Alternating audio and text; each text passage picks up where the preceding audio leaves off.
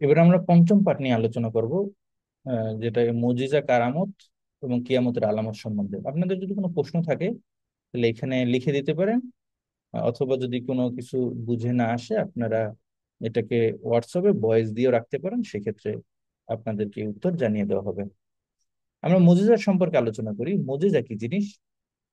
মুজিজা হলো অলৌকিক বা সাধারণ নিয়মের ব্যতিক্রম রূপে প্রকাশিত কোনো ঘটনা, যা নবুয়তের দাবির সাথে সংশ্লিষ্ট এবং যা কল্যাণ ও সৌভাগ্যের প্রতি আহ্বান করে। এর দ্বারা এমন ব্যক্তির সত্যবাদিতা প্রকাশ করা হয় যিনি নিজেকে আল্লাহর পক্ষ থেকে প্রেরিত বলে দাবি করেন। মুজিজা শব্দের অর্থ অক্ষমকারী। এই নামে মুজিজার নামকরণের কারণ হলো মানুষ সাধারণত এটার অনুরূপ কিছু প্রকাশ করতে অক্ষম। উপযুক্ত সংজ্ঞা থেকে বোঝা যায় মুজিজার মধ্যে চারটি বিষয় বৈশিষ্ট্য থাকা আবশ্যক। এগুলোর মধ্যে এক নম্বর হচ্ছে অলৌকিক তথা সাধারণ ও চিরাচরিত নিয়মের ব্যতিক্রম হওয়া। দুই নম্বর কল্যাণ ও সৌভাগ্যের প্রতি আহ্বান করা। তিন নম্বর নবুয়ত দাবির সাথে সম্পৃক্ত হওয়া। চার নম্বর যিনি নিজেকে আল্লাহ রাসূল বলে দাবি করেন তার দাবির সত্যতা প্রকাশের উদ্দেশ্যে করা করা। তো আমরা পাইলাম যে চারটা জিনিস মুজিজার মধ্যে থাকতে হবে। একটা হলো সেটা অলৌকিক হতে হবে এবং সেটা কল্যাণকর হতে হবে। আর নবুয়তের দাবি যারা করবেন তারাই শুধু এই মুজিজা দাবিটা করতে পারবেন। চার নাম্বার হলো যে আল্লাহ তাআলার তারা যে পক্ষ থেকে যে নবী, আল্লাহর সব ক্ষমতার অধিকারী, সেটা দেখানোর জন্য আল্লাহ তাআলা আহ আমরা যেটা দেখি বাস্তবের খেলাফ কোন একটা জিনিস তাদের মাঝ থেকে প্রকাশ করা।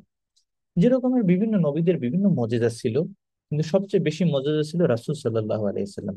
আপনারা জানেন সুলাইমান আলাইহিস সালাম তিনি বাতাসের মধ্যে উঠতে পারতেন, তার সিংহাসন নিয়ে উড়ে চলে যেতেন।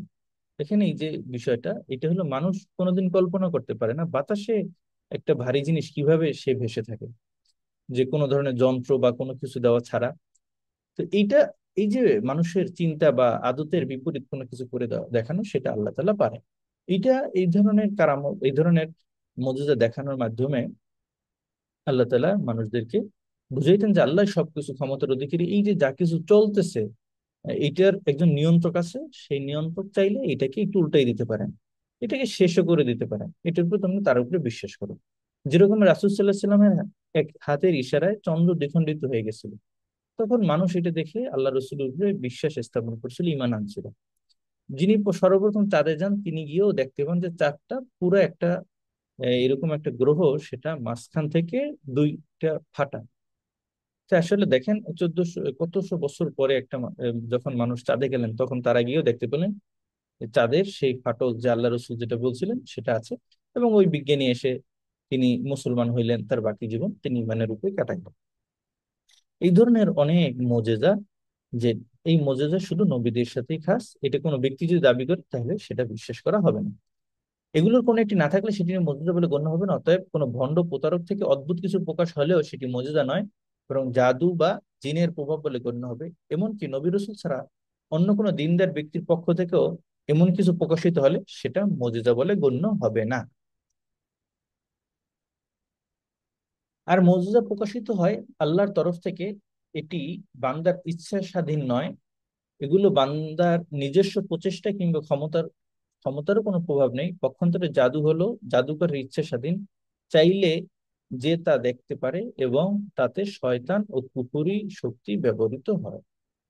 আচ্ছা, এখানে আমরা একটু বলি যে মোজেজা যেটা সেটা কি নবীদের নিয়ন্ত্রণে কিনা? না, এটা নবীদের নিয়ন্ত্রণে। এটা আল্লাহ তাআলা যখন নবীদেরকে দেখান নবীদের মাধ্যমে, তখনই নবীরা মোজেজা দেখাইতে পারে। দেখেন, একবার কিছু লোক আল্লাহ রসুলের কাছে আসলো, এই সূরা কাহাফের মধ্যে এই ঘটনাটা আছে। এই কাহাফের যে ঘটনাটা ওই সব লোকদের ব্যাপারে জানার জন্য। তো আল্লাহ রসুল বললেন যে ঠিক আছে, তোমরা কালকে আসো, আমি বলবো। তো আল্লাহ রসুল এখানে ইনশাল্লাহ বলাটা ভুলে গেছিলেন, তিনি স্মৃতি ভ্রম হয়ে গেছিলেন, স্মরণে ছিল না। তো পরের দিন লোকেরা আসলো, বললো হে মোহাম্মদ বলো। তো আল্লাহ রসুল বলতে পারছিলেন না। তো এর পরের দিন হইলো, এক সপ্তাহ হয়ে গেল। আল্লাহ রসুল চিন্তায় পড়ে গেলেন যে আল্লাহ আমার উপর অসন্তুষ্ট হয়ে গেলেন নাকি, আমার কাছে সহি আসতেছে না, আমি বলতে পারতেছি না সেই আসহাবে কাহাফের ঘটনাটা। তারা জিজ্ঞেস করলো আমাকে ওই সকল লোকদের ব্যাপারে। তো এরপরে আল্লাহ রসুল চিন্তিত হয়ে গেলেন। 2 সপ্তাহ হয়ে গেল। এরপরে আল্লাহ তাআলা জানাইলেন, হে নবী, আপনি তো আল্লাহর উপরে তাওয়াক্কুল করেন না, বা এইভাবে আপনি এটা ভুলে গেছিলেন। তো এরপর থেকে আল্লাহ নবী প্রত্যেকটা কাজে আল্লাহর উপর তাওয়াক্কুল করতেন, যে হ্যাঁ আল্লাহ চাইলে এটা হবে, হ্যাঁ আল্লাহ যদি করায় তাহলে হবে। তাহলে এর মাধ্যমে বোঝা গেল যে কারামত যেটা আছে, কোনো আহ, শত শত আগের বছরের একটা ইতিহাস বলে দেওয়া, একটা ঘটনা সেটা সত্যভাবে বলা, বা বিভিন্ন কিছু যা আছে, মানে যা আছে, যে সকল মোজেজা নবীরা দেখিয়ে থাকেন, এগুলো আল্লাহর পক্ষ থেকে। আল্লাহ চাইলে তারা পারেন, আল্লাহ না চাইলে তারা পারেন না। তাহলে আমাদের মোজেজার ব্যাপারে আমাদের একটা কনসেপ্ট ক্লিয়ার হলো। এবার একটু আমরা সেই কারামত সম্বন্ধে, কারামত কি জিনিস, কোন মুমিন মুত্তাকি ও কোরআন সুন্নাহ পূর্ণাঙ্গ অনুসারী আল্লাহর নৈকট্যবান বান্দার পক্ষ থেকে অলৌকিকভাবে সাধারণ নিয়মের বহির্ভূত কোনো কিছু প্রকাশ হলে তাকে কারামত বলা হয়। আল্লাহর ওলি তথা নৈকট্যবান বান্দাদের কারামত থাকতেই হবে, বা কারামত তাদের বুজুর্গির একমাত্র চিহ্ন, এমনটা ভাবা যাবে না। মূলত ঈমান, তাকওয়া, গুনাহ বর্জন এবং সুন্নার অনুসরণই একজন অলির সবচেয়ে বড় পরিচয়। এই যে অলি, অলির পরিচয় কি? আমাদের বাংলাদেশ, ভারত, এইসব রাষ্ট্রে বা এই পুরো পৃথিবীব্যাপী একটা সমস্যা বা জটিলতা আছে। অলি কাকে বলে? অলি বলা হয় যে আমরা নুরু পাগলা, এই যে মারা গেল, তার ব্যাপারে জানি, তার এলাকার মানুষ তাকে অলি আল্লাহ মনে করে।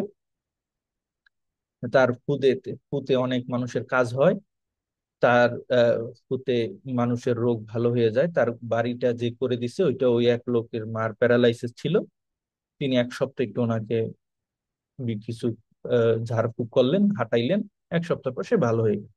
আমরা তো দেখি এই যে প্যারালাইসিস রোগী এখন স্বাভাবিক, কিছুদিন থেরাপি দিলে বা ব্যায়াম ট্যায়াম করলে ভালো হয়ে যায়। তো ওনার মাধ্যমে ওই একটা রোগী পাইলো, ওই লোক বিশ্বাস করলো যে না, এই লোক তো খাঁটি আল্লাহর ওলি।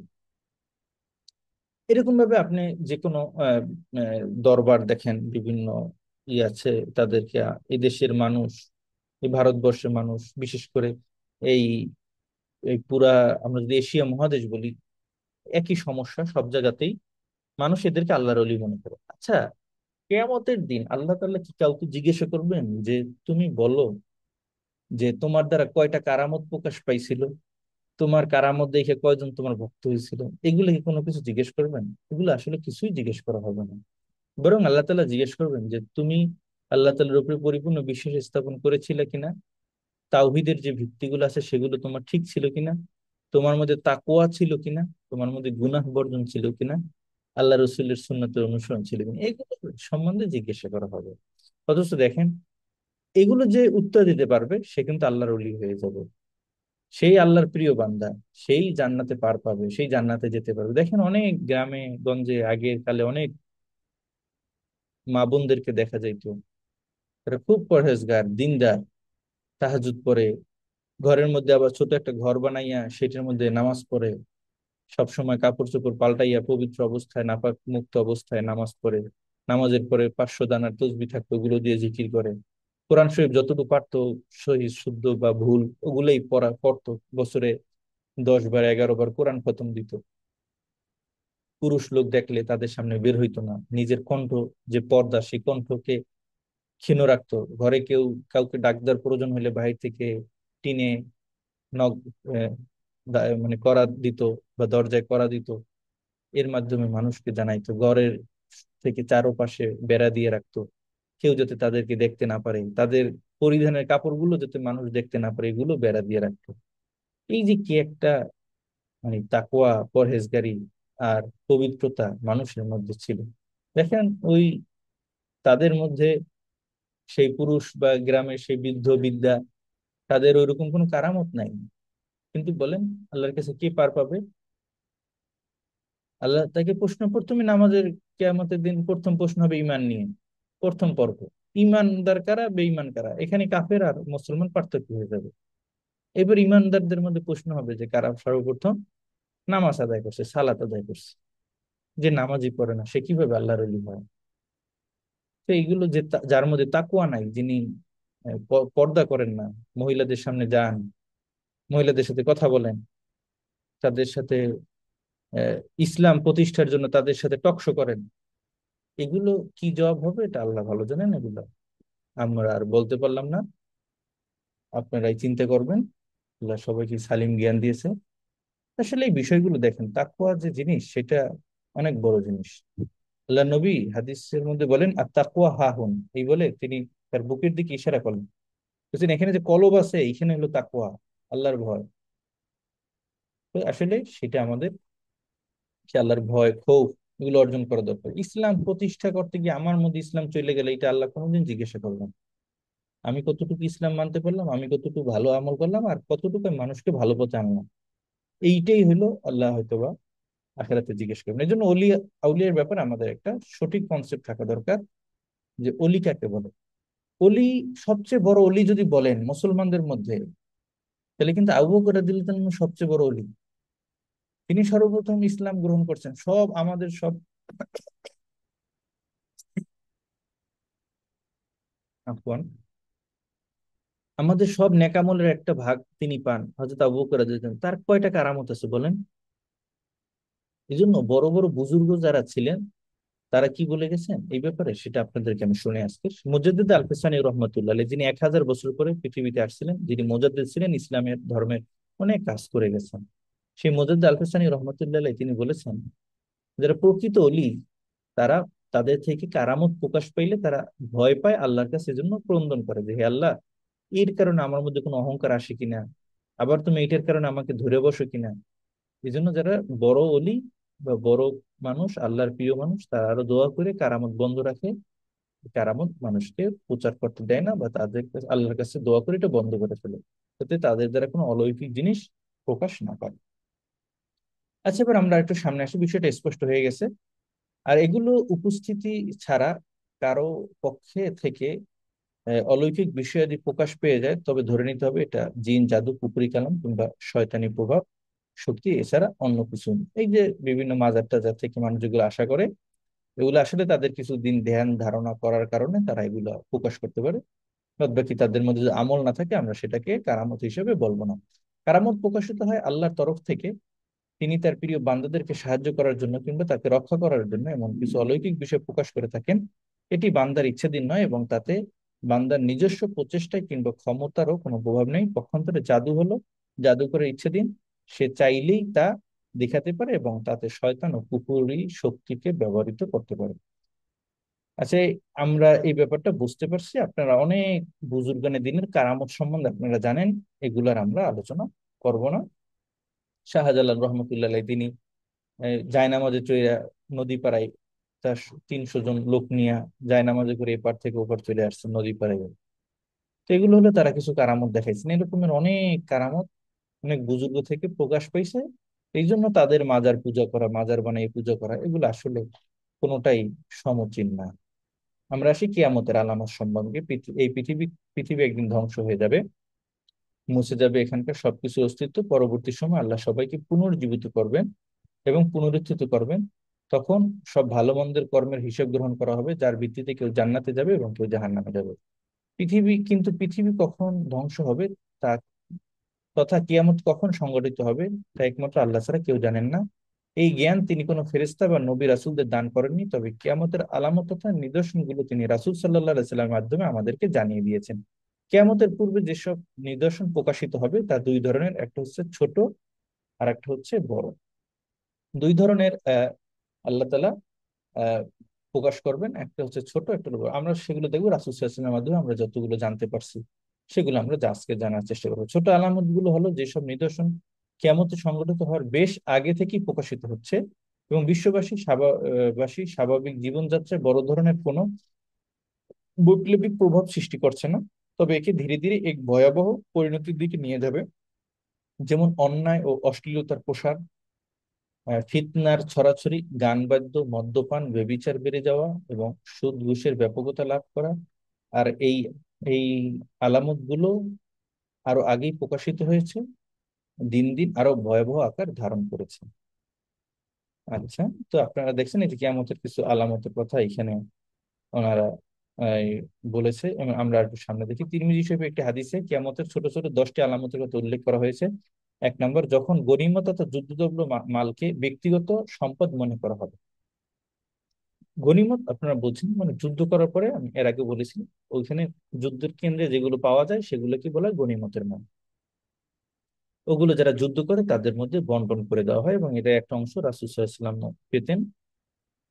আর বাকিটা সাহাবীদের মধ্যে বন্টন করে দেওয়া হতো। অনেক সময় ঘোষণা করা হইতো যে এই যুদ্ধে যে অমুককে হত্যা করতে পারবে, অমুক কাফের অমুক জালেমকে যে হত্যা করতে পারবে তার জন্য এই পুরস্কার আছে। এরকম অনেক সময় গনিমতের মাল থেকে একটা পুরস্কারের কথাও আগে ঘোষণা করা হইতো। এরপরে এগুলোকে মানুষ যারা দায়িত্বশীল থাকবে তারা এগুলোকে ব্যক্তিগত মাল মনে করা শুরু করবে। যারা তখন বাচ্চা থাকবে তারা এগুলোকে নিজের মাল করে ব্যবহার করবে। এভাবে কোরআনে যে বন্টন পদ্ধতি আছে ওই বন্টন পদ্ধতিতে সেটা বন্টন করবে না। যেরকম আমাদের জায়গা জমি আছে না, যেরকম আমার ভাই বোনদের মধ্যে আমরা বন্টন করে নেই, গনিমতের মালও কিভাবে বন্টন করবে এটা কোরআনে বলা আছে স্পষ্ট, কে কতটা অংশ পাবে। তো এটা যারা তখনকার মানে কিয়ামতের আগে যারা রাজা বাদশা থাকবে তারা যুদ্ধে যা কিছু পাবে এগুলাকে সব নিজের সম্পদ বলে মনে মনে করবে, আল্লাহর যে বন্টনকৃত পদ্ধতি আছে সেটা তারা মানবেন, সেই কথা এখানে বলা হয়েছে। যেন আমানতের মাল লুট মাল লুটের মালে পরিণত হবে। আমানতের মাল এটা লুটের মানে পরিণত হবে। মানে আপনি আমানত রাখছেন এটা তারা লুট করে নিয়ে যাবে। যেরকম দেখেন এই ইসলামী ব্যাংক, ইসলাম ব্যাংকের যে মালিক সেই টাকা নিয়ে গেছে এসালম গ্রুপ, সে 7টা ইসলাম ব্যাংকের মালিক ছিল। সে 1 লক্ষ কোটি টাকা প্লাস, মানে প্রায় টোটালি তার হিসাব করলে বাংলাদেশ থেকে প্রায় 2 লক্ষ কোটি টাকার কাছাকাছি সে বাংলাদেশ থেকে নিয়ে গেছে। বলেন এটা সহ্য করা যায়, মানা যায়? এখন সেই 7টা ব্যাংক বন্ধ করে দিবে। বলতেছে যে এটা আহ যেহেতু ব্যাংকে ইসলাম ব্যাংকের লাভ লস হইলে লসের অংশ এটা গ্রাহক নিবে, সুতরাং তারা পাবে। এইটা নিয়ে আমার একটা ভিডিও আছে আমার পেজে, আমার আইডিতে দেখবেন। তা আসলে এটা শরিয়া অনুযায়ী হয় না। বরং আপনি যদি আপনার কাছে টাকা দিচ্ছি ব্যবসার জন্য, আপনি নিয়ে পালাই গেলেন, ব্যবসায়ী করলেন, তাহলে তাহলে তো আপনার কাছে আমার টাকা পাওনা পুরোটাই রয়ে গেল আমানত, কারণ এই টাকা আপনি সীমা লঙ্ঘন করছেন। যারা মালিক পক্ষ ছিল তারা এইভাবে টাকা সরাই নিয়ে গেছে। এরকম 100 কোটি টাকা, 200 কোটি টাকা, 1000 কোটি টাকা এরকম তারা নিয়ে চলে গেছে। দেখেন ব্যাংকের টাকা নাই। এই যে দেখেন আমানত মানুষ তাদের কাছে দিছিল, সে আমানত নাই। সুন্দর মতো লেখা আছে ওখানে আমানত, হ্যাঁ, সঞ্চয় আমানত অ্যাকাউন্ট এরকম লেখা আছে। আচ্ছা, এরপর জাকাতকে জরিমানা মনে করা হবে। এখন দেখেন একই অবস্থা, জাকাত চাইলে এটা মানুষ দিতে চায় না, কিন্তু সরকারি ট্যাক্স ঠিকই দেয়। আমাদের মধ্যে এই প্রবণতাগুলো চলে আসছে। অথচ আহ ইসলামের যখন খেলাফতের যুগ ছিল তখন মানুষ গিয়ে গরিবদের হাতে হাতে খুঁজে খুঁজে জাকাত দিত, জাকাত নেওয়ার লোক পাওয়া যেত না। 2 নম্বর, ধর্ম বিবর্জিত শিক্ষার প্রচলন ঘটবে, কিংবা ধর্মীয় জ্ঞান আহরণ করা হবে জাগতিক উদ্দেশ্যে। যেটা আমরা এখন দেখতে পাচ্ছি শিক্ষা সিলেবাসে কি ধরনের আহ সমস্যা করা হয়েছে, মানুষকে প্রতিবন্ধী করে দেওয়া হয়েছে ইসলাম যাতে না শেখে, এই বিষয়টা এখানে আসছে। পুরুষ স্ত্রীর আনুগত হয়ে যাবে কিন্তু আপন মায়ের অবাধ্য হবে। এই যে বিষয়টা এটাও আইনের মাধ্যমে করানো হচ্ছে। আপনারা দেখতে পাচ্ছেন এখন বিভিন্ন আইন, নারী নির্যাতন আইন, এই বিভিন্ন আইনের মাধ্যমে পুরুষদেরকে স্ত্রীর আনুগত্য করা হচ্ছে। মানুষ বন্ধু বান্ধবকে কাছে টেনে নিবে, পিতাকে দূরে ঠেলে দিবে, যেটা এখন বাস্তবে দেখতে পাচ্ছেন। বড় একজন আমাদের ক্রিকেটার, তার বাবা দ্বিতীয় বিবাহ করছে, এটা কি অনেক বড় অপরাধ হয়ে গেছে? এর এর কারণে তারা আর কোনো সংসারের খরচ দিচ্ছে না 4 বছর যাবে, অথচ তার মাসে বেতন সরকারিভাবে লক্ষ টাকার উপরে। আর তার বাবা 8,000 টাকা বেতনে একটা আহ ওই এই ইসের চৌকিদারির কাজ করে। আচ্ছা, 5 নম্বর আমরা দেখি মসজিদে কলরব এবং হট্টগোল হবে। এটা তো আমরা এখন দেখতে পাচ্ছি, মসজিদের আদব রক্ষা করা হচ্ছে না। পাপাচারী গোত্রের নেতা হবে, নিকৃষ্ট লোকেরা সমাজের কর্ণধার হবে। এই যে আপনারা দেখেন যে যার শত শত মামলার যে আসামি, এখন সরকার পরিবর্তন হয়েছে, এখন সে এখন ক্ষমতাবান, এখন সে পুরা নারায়ণগঞ্জের সামনে এমপি হবে। এগুলো অঘোষিত, সে এখন এখন থেকে এমপি। এগুলো কয়জনের কথা এভাবে বলবেন? এরকম দেখবেন যে যারা যত বড়, যে যত মানুষকে হত্যা করতে পারে তারাই এখন দেশের নেতা। এগুলো শুধু বাংলাদেশে না, পুরো পৃথিবীব্যাপী এই ধরনের সমস্যা। কোনো মানুষের অনিষ্ট হতে বাঁচার জন্য তাকে ও সম্মান ও খাতির করা হবে। মানে তার তার অনিষ্টতা থেকে বাঁচার জন্য তাকে সম্মান দেখা হইতে হবে, যে তার ব্যাপারে কোনো কিছু বলবো না, তাকে সম্মান করবো এই জন্য, যে তার থেকে বেঁচে থাকার জন্য। গায়িকা ও নর্তকী ও বাদ্যযন্ত্রের বিস্তার করবে। এখন দেখেন না প্রাইমারি লেভেলও আমাদের ডক্টর ইউনূস সে শিক্ষক, গায়ক নিয়োগ দিচ্ছে। পড়ালেখা সারা জীবন করে নাই, গান টান গাইছে স্কুল কলেজে, কোন রকমের ওইসব বিষয় নিয়ে পড়ালেখা করছে, এখন তাদের কোটার ভিত্তিতে তাদেরকে চাকরি দেওয়া লাগবে। শিক্ষিত মানুষ রাস্তায় রাস্তায় ঘুরতেছে প্রায় বাংলাদেশে। 8 লক্ষ মতো যারা আছে, যারা ইয়ে আপনার পাস করা, মাস্টার্স পাস করা, কিন্তু তাদের কোনো চাকরি নেই। এটা 8 লক্ষ না, পরিমাণ কিন্তু অনেক বেশি। শুধু এই গত বছরই 2024-এ এসএসসি পরীক্ষা দিচ্ছে 20,24,000। সেক্ষেত্রে এই 20,24,000-এর মধ্যে আপনি যদি মনে করেন ওই ইয়ারের মধ্যে যারা মাস্টার্স পরীক্ষা দিচ্ছে, তার কমপক্ষে হইলো এখান থেকে ঝরে গেল 20 লক্ষ থেকে 15 লক্ষ স্টুডেন্ট। এদের চাকরি কই হবে? হ্যাঁ, কিন্তু তারা এদেরকে চাকরি দিচ্ছে না। এই যে গায়িকা, যারা গান টান শেখায় স্কুলে ছোট ছোট বাচ্চাদেরকে, তাদেরকে নিয়োগ দিতে হবে। যাই হোক, এগুলো আপনারা দেখতে পাচ্ছেন, এগুলো সব কিয়ামতের ছোট ছোট আলামত। মদ্যপান করা হবে, মদের লাইসেন্স তো এই গত আমাদের শেখ হাসিনা সে একবারে দিয়ে গেল, 21 বছর উপরে হইলে লাইসেন্স পাবে। কোন এলাকায় 100 জন মদ খাইলে সেখানে প্রকাশ্যে একটা মদের দোকান হইতে পারবে। এই ধরনের লাইসেন্সও সে দিয়ে গেছে, আর কি বলবেন। এরপর দেখেন, এগুলো শুধু আমাদের দেশে না, সারা পৃথিবীব্যাপী এগুলো এখন ছড়াচ্ছে। এই উম্মতের শেষ জমানার লোকেরা তাদের পূর্ববর্তী মানুষদের অভিশপ্ত করবে, যে যে বর্তমান যারা আছে তারা এই দেখবেন যে যারা সুশীল আসে তারা গালাগালি করে মধ্যযুগ মধ্যযুগ এগুলো বলে। মানে যেই আল্লাহর নবী যে যেই যুগটাকে সর্বশ্রেষ্ঠ যুগ বানাইছিলেন, সেটাকে তারা আহ, খুব খারাপ ভাবে দেখে, বা সেটাকে তারা মানতে চায় না। যে একটা মেয়ে সে স্কুলের বইতে কেন ছোট মেয়েদের একটু হিজাবের মতো একটা ওড়না দেওয়া হইলো, এইটা নিয়েও ঢাকা ভার্সিটির একজন বর্তমান প্রফেসর সে খুব খারাপ মন্তব্য করছেন এই গত বছর। তাছাড়া দেখেন এগুলো আর কি বলবেন। তো আর কিছু বলেন না, আমরা সামনে যাই। রাসূল সাল্লাল্লাহু আলাইহি সাল্লাম বলেন, এসব আলামত প্রকাশিত হলে তোমরা অগ্নিবায়ু, ভূমিধস, ভূমিকম্প, চেহারা বিকৃতি ও পাথর বর্ষণের শাস্তি এবং অন্যান্য আলামতের অপেক্ষা করবে, যা একের পর এক নিপতিত হতে থাকবে। যেমন একটি মালা ছিঁড়ে গেলে তার দানাগুলো একের পর এক ঝরে পড়তে থাকবে। অর্থাৎ এই যে দেখেন অগ্নিবায়ু, আপনারা দেখতে পাচ্ছেন আমেরিকাতে অগ্নিবায়ু আপনারা এখন দেখছেন। হঠাৎ করে কি আগুন লেগে গেল, সব পুড়ে গেল। ইসরায়েলে দেখছেন অগ্নিবায়ু, এরকম বিভিন্ন তুরস্কে আরো বিভিন্ন রাষ্ট্রে এগুলো দেখা যাচ্ছে। ভূমিধস, এই যে ভূমিকম্প, ভূমিধস ভূমি ডেবে যাওয়া, ভূমিকম্প ভূমি হওয়া, চেহারা বিকৃত হয়ে যাওয়া, পাথর বর্ষণ, মানে প্রচুর পরিমাণ শিলাবৃষ্টি হওয়া, এই ধরনের আহ, আহ, ই আল্লাহ পাকের পক্ষ থেকে শাস্তি একের পর এক আসতে থাকে। এগুলো আমরা এখনই দেখতেছি, যেগুলো আগে এরকম ছিল না। এখন এই যে অগ্নিবায়ু, এটাকে তারা বলতেছে যে এই আমাদের বেশি ওই জলবায়ু এই যে পরিবর্তন হচ্ছে, এখন গ্রিন ফাইন্যান্স চালু করতে হবে, বেশি বেশি গাছ লাগাইতে হবে। আরবরা কোটি কোটি, এবার কত হাজার কোটি টাকা আরব কান্ট্রি গুলো সবাই মিলে দিল আমেরিকাকে গ্রিন ফাইন্যান্স চালু করার জন্য। তাপমাত্রা কমাইতে হবে, এই কারণে এই অগ্নিবায়ু হইতেছে। মানে এগুলো হলো জাগতিক তাদের চিন্তা ভাবনা। আসলে তারা যেই কারণগুলো খুঁজে পাক, কিন্তু এর মূল কারণ হলো আল্লাহ তাআলা এগুলো দুনিয়াতে ঘটাইতেছেন, এই জন্য এগুলো হইতেছে। এটা তারা নিয়ন্ত্রণে চাইলে কিছুটা নিয়ন্ত্রণ করতে পারলো, কিন্তু আল্লাহ তাআলা যেভাবে যখন প্রকাশ করবেন, ওইটা ওই অঞ্চলে ওইভাবে প্রকাশ হবে। এটা কেউ রক্ষা করতে পারবে না। কিয়ামতের বড় বড় আলামত হলো যেসব যুগান্তকারী ঘটনা যেগুলো কিয়ামতের পূর্ব মুহূর্তে প্রকাশিত হবে, সেগুলো গোটা বিশ্বকে তোলপাড় সৃষ্টি করবে, বিশ্ববাসী এতে নড়েচড়ে বসবে, এগুলো ব্যাপক প্রভাব ফেলবে স্বাভাবিক জীবনযাত্রায়। যেমন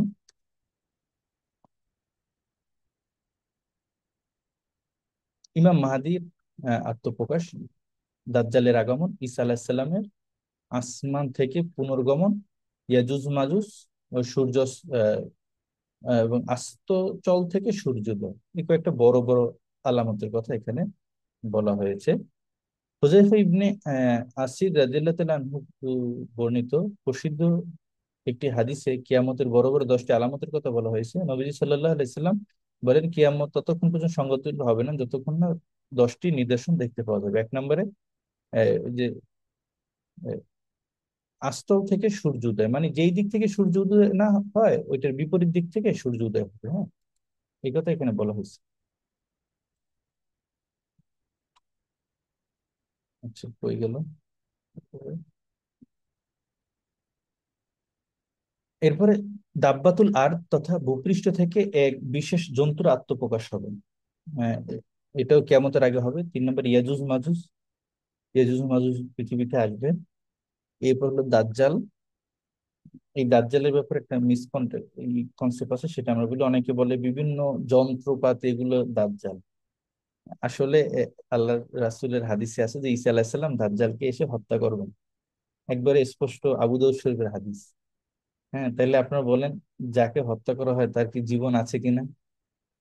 হাদিস শরীফে স্পষ্ট আছে কোথায় দাজ্জালকে হত্যা করবেন, সেই স্থানটা আল্লাহ নবী বলে গেছেন, যে দাজ্জালকে আহ, কোন জায়গায় হত্যা করবেন। হ্যাঁ, ওইটা আমি ভুলে গেলাম জায়গাটার নাম, এটা বলে গেছেন আর কি। তো এরপরে এটাকে যদি বিভিন্ন যন্ত্রকে যদি দাজ্জাল বলে চালিয়ে দেওয়া হয়, আসলে সেটা যারা ব্যাখ্যা করছেন তাদের ব্যাখ্যায় অনেকটা দুর্বলতা আছে, সেটা আপনারা বুঝতে পারলেন। এরপর আমরা আসি ঈসা ইবনে মারিয়ামের আগমন, হযরত ঈসা আলাইহিস সালাম আসমান থেকে আসবেন। এইটা অনেকে বিশ্বাস করতে চায় না।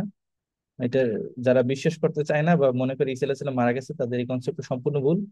আবু দাউদ শরীফে স্পষ্ট হাদিসে আছে হযরত ঈসা আলাইহিস সালাম দুইজন ফেরেশতার কাঁধে ভর করে আসমান থেকে তিনি আগমন করবেন, কোন মসজিদের উপরে আগমন করবেন, কোন সময় আগমন করবেন, সবকিছু উল্লেখ করা আছে হাদিসে। এই জন্য যেটা স্পষ্ট বলা আছে আল্লাহ নবীর কথা হলো ওহী, সে ওহীকে বিশ্বাস করার নামই হলো ঈমান। এখানে অন্য কোনো ব্যাখ্যার সুযোগ নাই, যেটা মূলত কাদিয়ানীরা করে থাকে। কারণ তারা গোলাম আহমদ কাদিয়ানী কি ঈসা মনে করে, ঈসা আলাইহিস সালাম মনে করে, ইমাম মাহাদি মনে করে, সবই মনে করে। তো এই জন্য তারা এটা মনে করে থাকে। আচ্ছা, এরপর আমরা আসি সামনে 6 নম্বর। ধোঁয়া নির্গমন হবে, পূর্বাঞ্চলে ভূমিধস হবে, পশ্চিমাঞ্চলে ভূমিধস হবে, জাজিরাতুল আরবে ভূমিধস হবে। এই সৌদি আরবে এই যেটা হবে আর কি, কিয়ামতের আগে 7টা ভূমিকম্প হবে। হ্যাঁ, তখন যত মুনাফিক আছে সব বের হয়ে যাবে, এবং যত ইমানদার আছে তারা সবাই ওই কাবার ওখানে চলে যাবে। হ্যাঁ, তারা ভয় পাবে না, বরং আরো সবাই গিয়ে ওইখানে যোগদান করবে। এখন বর্তমান সৌদির পরিস্থিতি বা আপনারা জানেন যে আল্লাহ কেন 7বার যে দিবে, এটা আপনারা এখন বুঝতেছেন। তারা 2030 ভীষণ তারা চালু করতেছে, সেখানে কোনো সারিয়া আইন থাকবে না। ওইখানে যারা ফ্ল্যাট কিনবে এবং তাদের এখন পর্যটক ব্যবসা লাগবে আরো, সেখানে উন্নত টেকনোলজি ব্যবহার করা হবে, সারিয়া আইন থাকবে না, যার মতো সে এসে পর্যটক কেন্দ্রে আনন্দ করতে পারবে। এবং এখন দেখছেন তারা শুধু গত বছর আপনার সিনেমার টিকিট বিক্রি করছে, সেটা হলো সহজে যদি বলি, বাংলাদেশের 1 বছরের ট্যাক্স থেকে টাকা আসে 5 লক্ষ কোটি টাকা, বাংলাদেশি টাকা। বাজেটের 2 লক্ষ কোটি টাকা থাকে না, এটা ঋণ করতে হয় পার ইয়ার। আর সৌদি আরবে 1 বছরে তাদের শুধু সিনেমার টিকিট বিক্রি করছে 60 লক্ষ কোটি টাকা, বাংলা টাকা। বুঝতে পারছেন কোথায় 5 লক্ষ কোটি টাকা একটা দেশের আয়, আর ওইখানে শুধু সিনেমার টিকিটই বিক্রি হয় 60 লক্ষ কোটি টাকা। এগুলো সব এই সালমানের ছেলে মোহাম্মদ, সে এগুলো করতেছে। পুরা ইউরোপিয়ান কালচারে সে আসক্ত। যদিও তার মুখে ছোট ছোট কিছু দাঁড়িয়ে আছে, এই দাঁড়িয়ার লেভেল দেখলে সে পুরো দিনদার এটা বলা যাবে না। শুধু ব্যবসার জন্য সে টাকা পয়সার জন্য, তার দেশে টাকা পয়সা আয়ের জন্য সেই কাজটা করছে। কিন্তু আল্লাহ কি লীলা খেলা, সে দেশের পণ্যের দাম দিন দিন বাড়তেছে, সে ইকোনমিক্স নিয়ন্ত্রণ করতে পারতেছে না। যাক, আল্লাহর আযাব আসলে যা হয়। তো এইসব আলামতের মধ্যে কোনটি আগে আসবে, কোনটি পরে আসবে, পরে প্রকাশিত হবে, তা হাদিসে উল্লেখ নেই। অবশ্য গবেষক আলেমগণ কোন কোন আলামের কখন প্রকাশিত হতে পারে গবেষণার আলোকে তার সম্ভাব্য ধারাবাহিকতা উল্লেখ করেছে। তো মোট কথা হলো, এই কিয়ামতের আগে এই ধরনের আলামত আসবে। যেরকম দেখেন এখন ট্রান্সজেন্ডার যে সমস্যাটা বাংলাদেশে আসছে, আপনারা প্রত্যেকে নিজেদের স্থান থেকে এটার প্রতিবাদ করবেন। এটাকে আহ, প্রত্যেক 1% কোটা দেওয়া হয়েছে এই সরকারের আমল, যে 3 নম্বর তৃতীয় লিঙ্গকে 1% কোটা। তৃতীয় লিঙ্গে এত কই আসবে? 1%, আপনি সরকারি চাকরি 1% তৃতীয় লিঙ্গ দিলেন। বাংলাদেশের সরকারি চাকরি আছে 15 লক্ষ, এর মধ্যে 12 লক্ষ জয়েন আছে, আর 3 লক্ষ তারা প্রশাসন বা সরকারি ভাবে নিচ্ছে না, গ্যাপ রাখছে, যে লোকের প্রয়োজন কিন্তু নেয় না। এর মধ্যে আবার 1% যদি দেওয়া হয়, যেটাকে আমরা বলি তৃতীয় লিঙ্গ বলা হচ্ছে, ওইখানে তৃতীয় লিঙ্গ এবং হিজড়া এভাবে লেখা আছে। 1% যদি তাদেরকে দেওয়া হয়, আপনি ভাবেন সেটা কি। তখন এই কোটাগুলো কারা আসবে? তখন মানুষ টাকা পয়সা লোভে পড়ে ট্রান্সজেন্ডার হবে, এবং ট্রান্সজেন্ডার হয়ে একটা সরকারি চাকরির জন্য সে পুরুষ মহিলা সাজবে, মহিলা পুরুষ সাজবে। এগুলো তখন ছাত্র বয়স থেকে শুরু হবে, যাতে সে তার সামনের জীবনে একটা চাকরি পায় এবং দেশের মধ্যে মানুষের স্বাভাবিক যে শান্তি, যে ইসলাম ভাবাপন্ন, সব নষ্ট হয়। তো বড় বড় নাস্তিকেরা, এরা আল্লাহ খোদায় বিশ্বাস করে না, আখিরাতে বিশ্বাস করে না, এইভাবে তো বলা ঠিক না। যে সামান্য পরিমাণে এদের ইমান থাকলে এইভাবে তারা একটা জাতিকে পরিকল্পিতভাবে ধ্বংস করতে পারে না। বাংলাদেশে আপনার 10-এর বইটি আপনারা পাবেন, সেখানে লেখা আছে উম, যাতে নির্ধারিত বয়সে বিবাহ না করে সেটাকে বাল্য বিবাহ নামে 10,000-এর উপরে এনজিও বাংলাদেশে কাজ করতেছে। কল্পনা করা যায়, 10,000-এর উপরে এনজিও কাজ করতেছে যাতে মেয়েরা দেরিতে বিবাহ করে, অনেক বয়স পরে বিবাহ করে, শুধু এইটা বোঝানোর জন্য, এইটা হতে উদ্বুদ্ধ করার জন্য। তারা ইসলাম যেটাকে হালাল করেছে সেইটাকে তারা সামাজিক এমন একটা ভাবে উপস্থাপন করতেছে, এটা যে সামাজিক সমস্যা, সামাজিক যে এই কালচার গুলো আমাদেরকে পরিহার করতে হবে। হ্যাঁ, আল্লাহ রসুলের সুন্নত ছিল যে কর্জে হাসানা উঠে গেছে, সুদ চালু হয়ে গেছে।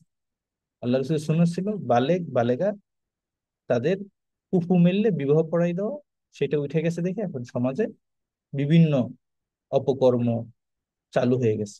বিভিন্ন সময় দেখা যায় বিভিন্ন জায়গায় এই দুর্ঘটনা ঘটতেছে। এর কারণ কি? এই যে সুন্নত, নবীর সুন্নত উঠে দেওয়া, এটাকে প্রাতিষ্ঠানিক রূপ দেওয়া। এই সরকার এসে সে কি করলো, 1 বছর সময় পায় নাই, কিন্তু প্রায় কত 2 কোটি বা 2.5 কোটি টাকা যারা অন্য পেশায় লিপ্ত, বাজে পেশায় লিপ্ত, তাদেরকে দিচ্ছে। তারা খুঁজে কিভাবে পাইলো? 2,000 2,500 লোক খুঁজে কিভাবে পাইলো? এখানে অবশ্যই এই এনজিও গুলো এদের সাথে জড়িত। এই জন্য তারা অতি তাড়াতাড়ি 2-2.5 হাজার মানুষকে সিলেক্ট করে আবার এদেরকে টাকা দেওয়া শুরু করছে। এগুলো আমাদের প্রত্যেকের ইমানি দায়িত্ব হিসেবে প্রতিবাদ করা দরকার, যার যতটুকু সাধ্য আছে। হয়তো আমরা যদি সচেতন না থাকি, তাহলে একটা সময় আমাদের দেশগুলো ইউরোপিয়ান দেশের মতো পরিণত হবে। তখন আমরা ইমান নিয়ে বাঁচতে চাইলেও সেক্ষেত্রে আমরা কিছু করতে পারবো না। আমাদের যতটুকু আলোচনা হয়েছে ভুল ত্রুটি আল্লাহ ক্ষমা করুন। সুবহানাল্লাহ ওয়া বিহামদিহি, সুবহানাল্লাহি ওয়া বিহামদিহি, আশহাদু আল্লা ইলাহা ইল্লাল্লাহু ওয়া আস্তাগফিরুকা ওয়া আতুবু ইলাইক। আজকের এই পর্যন্ত। আপনাদের যদি কোনো প্রশ্ন থাকে, প্রশ্ন আমাদেরকে এখানে লিখে দিতে পারেন, অথবা আপনার গ্রুপে প্রশ্ন লিখে দিতে পারেন, অথবা যদি লিখতে কারো কষ্ট হয় ভয়েস দিয়ে রাখতে পারেন। সেক্ষেত্রে আপনার সাথে আমাদের যিনি দায়িত্বশীল আছেন আপনার সাথে যোগাযোগ করে তার উত্তর প্রদান করবেন। তো কারো যদি প্রশ্ন না থাকে তাহলে আমরা আজকের মতো এখানে শেষ করছি। সুবহানাল্লাহ ওয়া বিহামদিহি, সুবহানাল্লাহ। আমাদের এই গুরুত্বপূর্ণ ক্লাসে আপনারা আপনাদের পরিচিত জনদেরকে দাওয়াত দিয়ে নিয়ে আসবেন। এখানে যে কোনো বয়সের সবাই শিখতে পারে, মা বোন ভাই সবাইকে এখানে দাওয়াত দিয়ে নিয়ে আসার চেষ্টা করবেন। যদি কেউ একটু শেখে, হয়তোবা তার কিছু উপকার হলে আপনি এটা আখেরাতে সওয়াব পাবেন। আমরা যেহেতু এখান থেকে এটা ফ্রি করছি সম্পূর্ণ, এই জন্য যদি লোক থাকে তখন সেক্ষেত্রে আমাদের ক্লাসগুলো নিতেও আনন্দ লাগবে। আমাদের এখানে প্রায় 80 জনের মতো নিবন্ধন করেছিল। তো এরপরে আমরা নিবন্ধন আর সার্কুলার প্রচার করি নাই, কিন্তু অনেকেই হয়তো বা ব্যস্ততার কারণে ক্লাসে উপস্থিত হতে পারেন না। এই জন্য আপনারা একে অপরকে দাওয়াত দিয়ে নিয়ে আসবেন। হযরত আবু বকর রাদিয়াল্লাহু তাআলা যেদিন প্রথম ইসলাম গ্রহণ করলেন, পরের দিনই 3 জনকে নিয়ে আসলেন আল্লাহ রসুলের কাছে মুসলমান বানানোর জন্য। আল্লাহ রসুলকে জিজ্ঞেস করলেন, ইয়া রাসূলুল্লাহ, আমার কি কাজ? আল্লাহ রসুল বলছে, আমার যে কাজ তোমার সেই কাজ। পরের দিন হযরত আবু বকর রাদিয়াল্লাহু 5 জনকে নিয়ে আসছেন মুসলমান বানানোর জন্য। ইয়া রাসূলুল্লাহ, আজকে 5 জনকে বুঝিয়ে নিয়ে আসছি, তারা কালেমা পড়বে, ঈমান আনবে। এইভাবে ইসলামের প্রচার প্রসার হয়েছে, মানুষ মানুষকে বুঝাইছে, সত্যের পথে বুঝাইছে। এরকম কিয়ামত পর্যন্ত দাওয়াতের কাজ থাকবে। আমরা যার যার সাধ্য অনুযায়ী আমরা মানুষকে সঠিক পথে, ইসলামের পথে দাওয়াত দেওয়ার চেষ্টা করবো। আহ, ওয়া আখির দাওয়ানা আলহামদুলিল্লাহি রাব্বিল আলামিন।